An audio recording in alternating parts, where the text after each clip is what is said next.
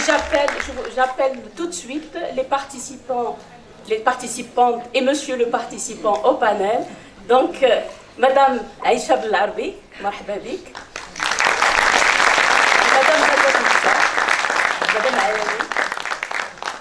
Et monsieur le professeur, excusez-moi, excusez-moi.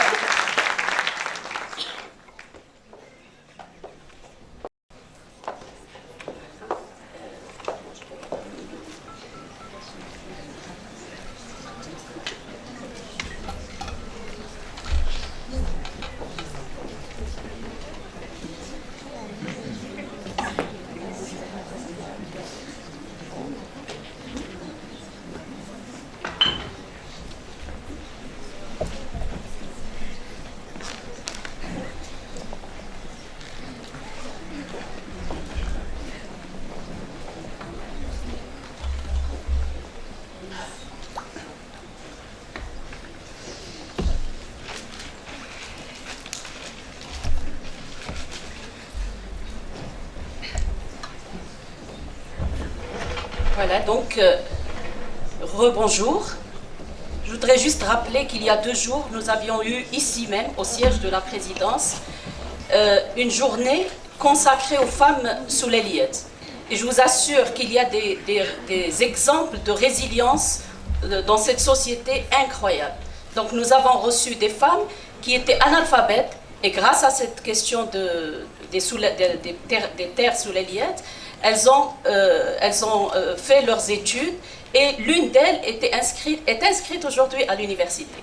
Voilà, donc c'est un autre exemple de résilience, et je suis heureuse de me voir comme ça entourée de grandes personnalités, de grandes dames, et d'un grand monsieur aussi, parce qu'il est minoritaire aujourd'hui, on va le favoriser. Voilà. Et donc, nous allons commencer tout d'abord par notre chère Madame Aïcha Belarbi. Elle nous vient du domaine de sociologie, politique, diplomatie, création littéraire, beaucoup de choses, peintre, et j'oublie pas mal d'autres facettes.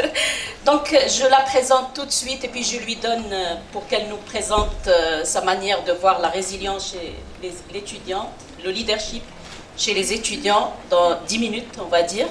Donc, Aïcha Belarbi a une carrière diversifiée. Elle est professeure émérite de l'université Mohammed V de Rabat, sociologue, voilà. Sociologue, écrivain, experte auprès des Nations Unies et d'autres organismes nationaux, régionaux et internationaux sur les questions relatives à la femme, au genre, au dialogue des cultures, à la migration, etc. Activiste en matière de démocratie, des droits humains et des droits de femmes, elle a également occupé des postes très importants d'ambassadeur du Maroc, c'est ça ? D'ambassadeur du Maroc auprès des commissions européennes, de secrétaire d'État à la coopération et de commissaire au sein de la Commission mondiale sur les migrations internationales. Elle est directrice du collectif où 10 grandes dames activistes féministes ont écrit sur la question féminine au Maroc. Elle a publié nombreux articles et ouvrages sur les thématiques précitées. Et ses ouvrages récents, donc elle a Égalité, parité, histoire, Mère ou Marat, inachevé, pardon. Donc je répète, Égalité, parité, histoire inachevée, donc en 2013, Mère ou marâtre, les enjeux de la migration en Méditerranée, en 2016, maintenant 3 recueils ou 4 de poésie, 4 recueils de poésie et un recueil de nouvelles. Et donc elle a un recueil que j'ai eu le plaisir de présenter, Expression et impression, en français, et puis en arabe, elle écrit en arabe, Al-Raqs Ma'al Kalimat, danse avec les mots, et puis elle a occupé aussi, donc c'est une femme très dynamique, elle ne s'est pas arrêtée, elle continue. Et quand je l'ai appelée, donc elle a dit tout de suite oui. Donc quand il y a une action sociale ou littéraire, etc., elle répond présente. Donc, je lui donne tout de suite la parole pour qu'elle nous présente sa vision de la question du leadership et de la résilience. شكرا سناء، شكرا جزيلا.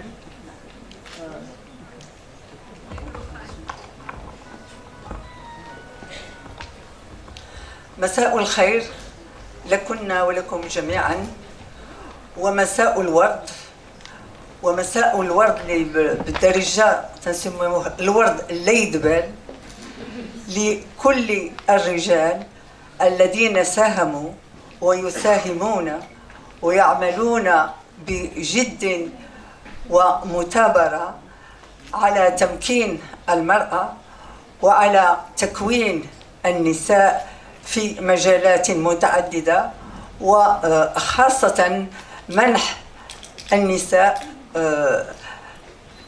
القوة لمتابعة المسيرة التي اختاروها. إذن شكرا لهم، بدونهم لن نتوفق جميعا، لأن عملنا هو عمل مع الرجال ونساء ورجالا للنهوض بوضعية المرأة وبالنهوض بوضعية الفئات التي في حاجة، وكذلك العمل على محو الأمية في صفوف النساء لأنها تشكل آفة لهذه البلاد. إذن شكرا على هذه المبادرة الجديدة، المبادرة القيمة التي تعطينا أملا في أن تصبح المساواة والمناصفة آلية للعمل وليس إشعاعا للمغرب في الخارج بدون تطبيق في داخل البلاد.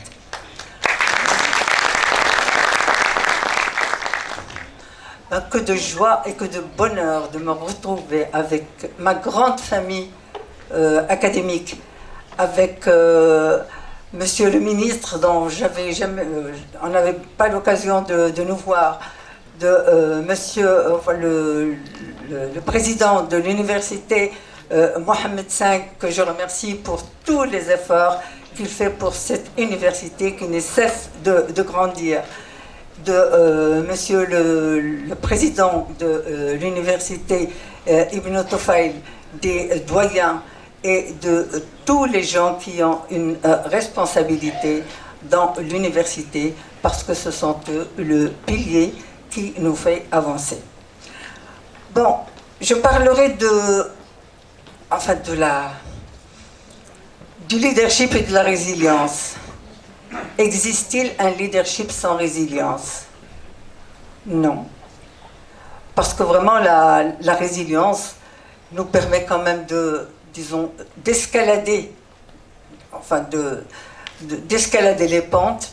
Et puis quand on retombe, on retombe mal et on essaie de rebondir. Et c'est de ça que vraiment qu'on veut que nos étudiantes soient armées, qu'il n'y a pas d'échec, que chaque échec est un apprentissage pour nous. Alors je crois préparer les étudiantes à la réussite professionnelle et surtout vraiment au leadership et disons est un moyen de donner à ce pays une autre vision de la femme, parce que c'est cette vision rétrograde de la femme qui continue quand même à être véhiculée qui nous bloque, et nous trouvons très peu de monde vraiment qui puisse nous aider et nous soutenir. Vous savez très bien que vraiment le Maroc a fait de grands pas. Je peux pas.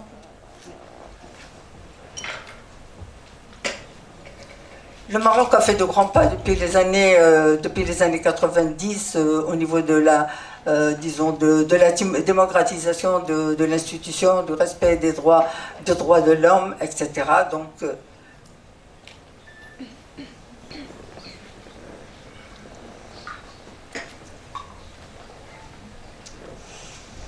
Donc il y a beaucoup de lois vraiment qui ont été, qui sont nées, mais on ne peut pas dire qu'elles sont nées de rien. Elles sont nées d'un militantisme féminin, d'un militantisme aussi des activistes de droits de l'homme, et puis vraiment de toutes les personnes, hommes ou femmes, qui voyaient dans le changement un moyen, disons, d'avoir un Maroc plus fort sur la scène régionale et sur la scène internationale. Et je peux dire que vraiment avec, disons, toutes ces lois, dans la dernière, vraiment, c'est la Constitution, et nous sommes fiers de trouver dans tous les articles de la Constitution, ils s'adressent aux citoyennes et aux citoyens, et c'est ce qui est vraiment nouveau. Nous avons aussi un article 19 dont nous sommes fiers, mais pas tout à fait, parce que vraiment on a mis du temps à le mettre en œuvre. Et puis l'article 19, vraiment, il donne l'égalité et la parité, mais il met entre parenthèses, en tenant compte des constantes du pays. Et du constance, bien sûr, dans les constantes, il y a le religieux, et le religieux doit être aussi analysé pour permettre aux femmes d'acquérir la place qu'ils doivent avoir dans notre Maroc. Bon, quand j'ai cherché en quelque sorte, enfin, j'essaie toujours de finir la définition du leadership. Alors, je trouvais que vraiment, c'est conduire, c'est la capacité d'un individu de conduire d'autres individus ou organisations dans le but d'atteindre certains objectifs. Moi, je ne suis vraiment pas d'accord avec ce fait de conduire d'autres individus mais de conduire avec d'autres individus, parce que maintenant on parle de démocratie participative, on parle aussi de démocratie participative, d'économie solidaire, etc. Donc on ne travaille jamais seul. Et il continue, il dit que vraiment c'est la capacité de guider, d'influencer, d'inspirer. Moi j'ajoute le fait de collaborer. Et c'est ça vraiment le principe du leadership. Maintenant, vraiment, on ne peut pas parler enfin de ce leadership vertical. Donc ce leadership vertical est mort.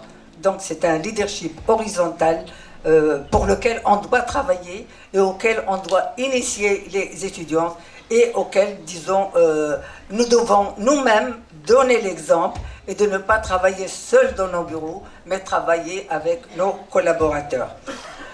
Bon, concernant le leadership, moi je dis que la femme marocaine vraiment a toujours eu un leadership très fort.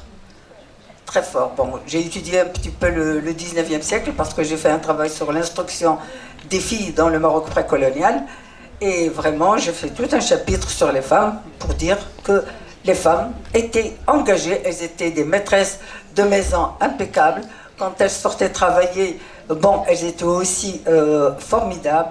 Elles avaient vraiment un statut privilégié. Elles n'étaient pas battues, il n'y avait pas beaucoup de harcèlement. Il y en avait un petit peu à la fin du siècle, mais vraiment, elles étaient très privilégiées. Donc, je dis vraiment, c'est un leadership féminin qui est vraiment, qui est très fort, et il a fait ses preuves, et il est reconnu socialement. Mais je dis, et je suis toujours frustrée de voir que les stéréotypes dominants, l'analphabétisme aussi, et puis bon, certaines lois continuent à bloquer ce leadership féminin. Mais les femmes sont vraiment, je ne dis pas qu'elles sont très rusées, mais qu'elles sont très fortes. Parce qu'elles essaient toujours de transgresser vraiment tout ce qui les bloque pour pouvoir avancer et pour pouvoir atteindre leur but. Et je crois que c'est l'école marocaine, c'est l'école des femmes qui nous a initiés à des personnes capables et des personnes qui affrontent les difficultés. Donc bon, pour la résilience, vous savez enfin très bien ce que c'est bien sûr de supporter, le fait de supporter des épreuves psychiquement, mais de savoir rebondir, de savoir, disons, créer autre chose. Et dans la résilience, il y a aussi la création, il y a aussi la reconstruction. Et là, pour dire que vraiment tous les leaders ont toujours affronté des obstacles, Et je crois que je n'aurai pas le temps de parler de tous ces obstacles. J'ai trouvé en tête juste, disons, l'exemple de Mohamed V, qui a été intronisé à 18 ans par les Français, qu'ils ont voulu mettre sous sa coupe, mais qui a pu vraiment, disons, briser tous ces entraves pour s'imposer en tant que roi, en tant que leader nationaliste et également en tant que père de la nation. Et là, vraiment, j'ai vu enfin un petit texte dans Stanford Journal, et puis à l'occasion du 8 mars, ils ont passé en revue, enfin disons, les étudiantes de Stanford en 1971. Et vraiment, c'était la Graduate School of Business. Et puis là, en 1972, il y avait 308 garçons étudiants et seulement 5 étudiantes. Et quand une étudiante est allée s'inscrire, alors il y a le directeur, bon, elle est passée voir le directeur parce qu'il n'avait pas de fille là-bas, et il lui a dit: qu'est-ce qu'une belle jeune fille comme toi fait dans un endroit comme celui-ci? C'est vrai, l'Amérique des années 90, c'était l'Amérique de l'ouverture, l'Amérique du baby-boom, l'Amérique de cette technologie qui est adressée aux ménagères, ces femmes bien habillées, bien coiffées, et puis avec toutes ces machines qui les entourent et qui sont fiers pour leur anniversaire de recevoir des cadeaux de leur mari. Bon, je ne sais pas, c'est une yaourtière, c'est un appareil pour faire la glace, etc. Alors bon, que faire avec une étudiante au niveau du business school? Et ces étudiantes, bon, il y a 3 parmi elles, les deux autres n'ont pas participé. Elles ont fait vraiment un travail sur la perception des garçons, la perception de la direction, comment elles les voient. Et tout ce qui était droit pour le garçon n'était pas un droit pour les filles. Et là, vraiment, c'était un drame pour elles, mais un drame qui a été vite éliminé, parce qu'elles avaient de très bonnes notes, et les garçons commençaient par les prendre en considération, et ils sont même devenus amis plus tard, et puis la direction commençait par voir d'un bon œil cette introduction du féminin dans le masculin, parce que elle a aussi essayé d'éliminer cette violence qu'on peut dire innée chez le masculin. Et disons, à ce niveau-là, je raconte, c'est pas une petite anecdote, mais bon, ce que j'ai vécu, c'est que, bon, en terminant mon 3e cycle en sociologie, pas mon 3e cycle, c'était le certificat d'études approfondies. Alors, bon, les grands professeurs nous ont cooptés dans leur petit think-tank. Et puis un jour, on nous a dit: bon, vous allez préparer un doctorat d'État, vous allez choisir un sujet, venir nous l'exposer. Alors bon, j'étais la première à passer, et comme j'étais la première à passer, il y avait vraiment... On m'a détruit. On m'a dit que tu es incapable de prendre ce sujet. Bon, incapable de prendre ce sujet, je suis sortie déprimée, et puis il y avait quelqu'un, et dans tout phénomène de résilience, il y a quelqu'un qui vous soutient. Donc il y avait Fatima Al-Manissi, il m'a dit: bon, Aïcha, vraiment, tu ne vas pas les écouter, tu fais ce que tu veux si tu tiens à ce sujet, donc reste avec ton sujet. Et bon, j'ai attendu pratiquement un an, qui était vraiment de vide, je n'ai rien fait, et puis après, bon, j'étais m'inscrire en France, à la Sorbonne, on m'a accepté, etc., et je continue mon cursus. Donc voilà, enfin, des professeurs qui devaient t'encourager, mais pas te détruire. Mais finalement, je me suis rendu compte pourquoi j'ai été aussi détruite. Parce que vraiment, disons, le professeur qui était très sévère avec moi, il avait le même sujet de thèse, qu'il travaillait aussi en France. Et donc, il n'a pas accepté vraiment quelqu'un qui rentre en compétition avec lui, malgré que nos optiques étaient vraiment très différentes. Mais il y a aussi une chose que disait, comment il s'appelle, Churchill. Churchill, vous savez que c'était vraiment un enfant pensionnaire au niveau de son enfance, son adolescence, très mou, pas de très bonnes notes, etc. Mais à la mort de son père, vraiment, il se redressait donc, pour faire des choses vraiment inédites. Et qu'est-ce qu'il disait? Il dit « Never, never give in », n'abandonnez jamais. Et c'est ça vraiment le principe. Il ne faut pas abandonner. Un échec ne doit pas nous faire abandonner notre objectif. Je pars aussi sur vraiment, enfin, je dis dans mon cursus, bon, je ne sais pas si je fais du leadership, s'il y a un leadership chez moi, je suis une femme comme toutes les autres, donc nous partageons énormément de choses. Et donc, je dis que vraiment le leadership est lié à la résilience. Parce que le jour où enfin, je n'ai jamais échoué. Et je rentre à la faculté, la faculté, je rentre en 66, bon, c'est un monde à part. C'est après l'assassinat de Mehdi Ben Barka, c'était le militantisme, on courait à droite à gauche avec les journaux de l'USFP, avec les journaux, on avait Taleb donc à la fac, qui était vraiment un journal extraordinaire. Et puis, bon, la première année, bon, j'ai passé à faire du militantisme. La deuxième année, j'étais plus sérieuse, donc j'ai travaillé. Mais j'avais un accrochage au cours de l'année avec le professeur de français, qui était M. Morsi. Moi, j'étais vraiment imbibée de cette culture marxiste, de ces nouvelles idées, etc. Et lui, il nous faisait étudier Phèdre. Alors, je ne retrouvais pas dans ma Phèdre là-dedans. Alors, donc, vraiment, bon... J'ai échoué parce que j'avais une note éliminatoire. Et j'étais tellement frustrée qu'en septembre, pour repasser l'examen, j'ai refusé. J'ai dit, moi, je ne repasse pas un examen. Et vraiment, malgré toutes les sollicitations de la famille, des amis qui sont venus voir, impossible de passer l'examen. Et j'étais m'inscrire à l'Institut de sociologie, ce qui a donné un petit peu ce profil un petit peu mitigé, un petit peu révolté.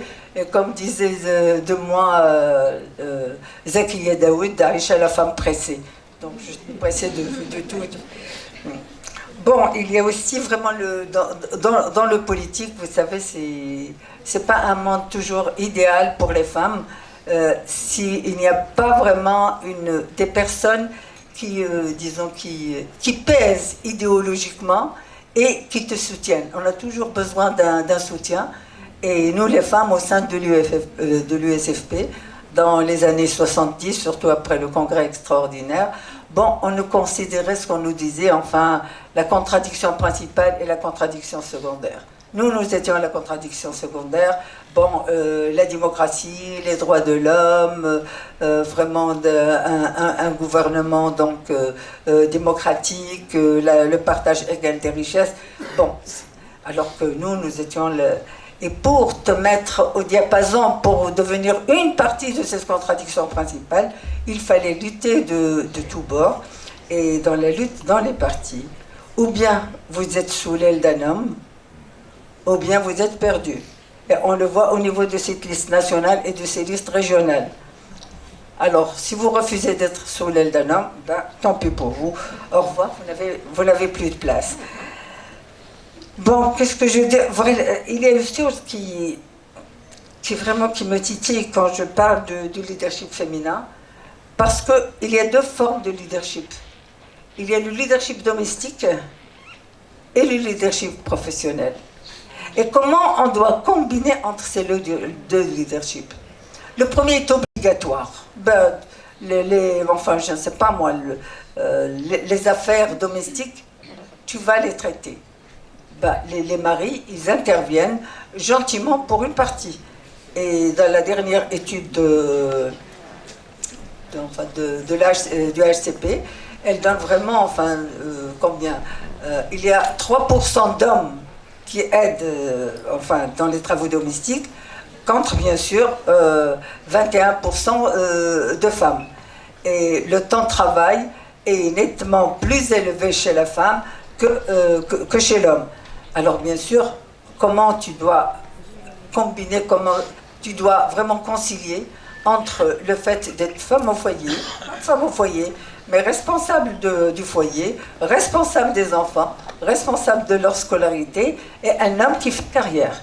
C'est pour cela que pour faire carrière, pour deux jeunes, un homme et une femme, qui sont sortis, enfin disons, de la même université, avec le même diplôme, elle doit mettre 5 à 6 ans pour atteindre, disons, son collègue.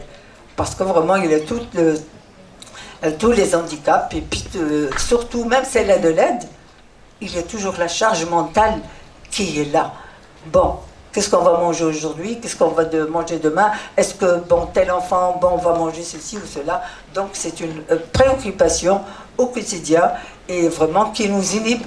Mais on trouve toujours des voies de sortie. Il ne faut pas se plaindre. Il ne faut pas dire parce que je suis mariée, j'ai des enfants, je vais vraiment me caser à la maison. La maison, c'est un lieu privilégié, un lieu de bonheur, de détente, de rire, etc. Mais le travail aussi est un lieu d'épanouissement, parce qu'on restait tout le temps à la maison, et on l'a vu pendant le Covid, vraiment, on l'a vraiment subi, on ne l'a pas bien vécu. Donc, ça y est, je vais terminer dans 2 minutes, juste pour dire que j'ai vraiment confiance en nos étudiantes, parce qu'elles sont des battantes.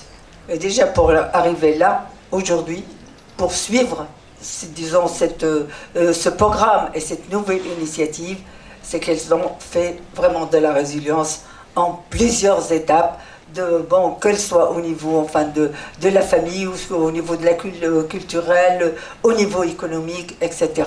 Donc elles étaient toujours prêtes pour faiblir et pour rebondir, pour rencontrer des problèmes et pour les dépasser. Donc j'ai confiance en mes étudiantes, mais j'ai le gros problème qui m'inhibe moi aussi en tant que sociologue. C'est vraiment cette lourdeur des traditions, des règles qui continuent à être pesantes et qui continuent aussi à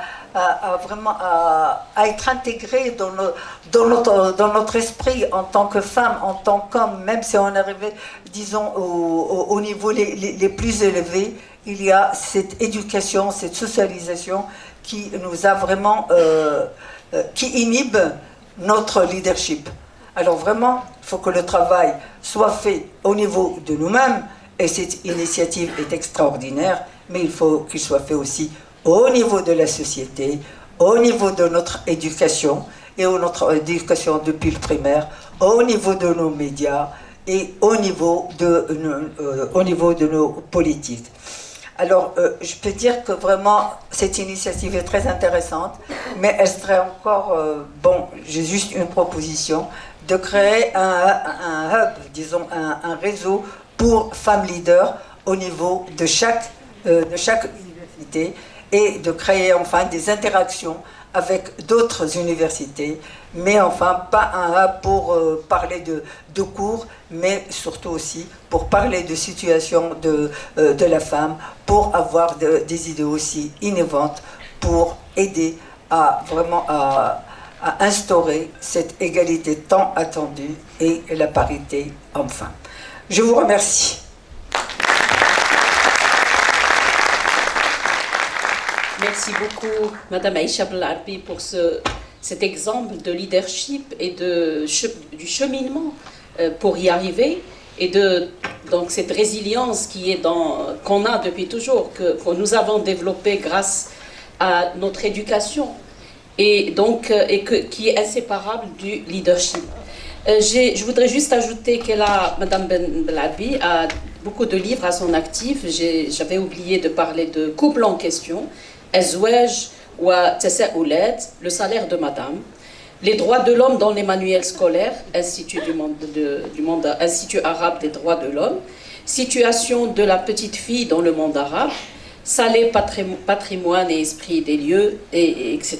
Donc voilà, c'était juste pour compléter.